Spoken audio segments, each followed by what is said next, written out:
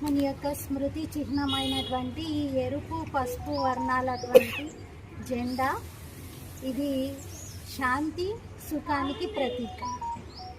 సుఖశాంతులకు గుర్తుగా పసుపు కుంకుమాలు వాడతారు. మరి మనం కూడా మన జీవితంలో సదా సుఖము శాంతి యొక్క ప్రాప్తితో, దీనికి ఆధారం పవిత్రత. పరమాత్ముడు పతిత పావనుడు సృష్టి పైన అవతరించి అందరికీ పవిత్రంగా ఉండాలనే జ్ఞానాన్ని ఇస్తూ మనకి సుఖశాంతులను జీవితంలో అందిస్తున్నారు. అందుకే దానికి ప్రతీకగా ఈ జెండాను మనం ఎగరవేశాము. ఒకరోజు ఈ జెండా మొత్తం విశ్వంలో ఎగురుతుంది.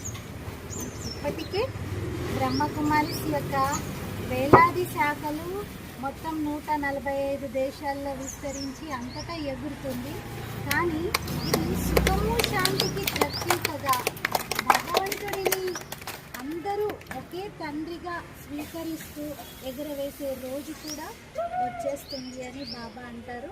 అయితే ముందుగా మన హృదయంలో మనము దృఢ సంకల్పంతో ప్రతి విషయంలో విజయం పొందేటువంటి జెండాను ఎగురవేయాలి. అప్పుడు ఇది మొత్తం విశ్వంలో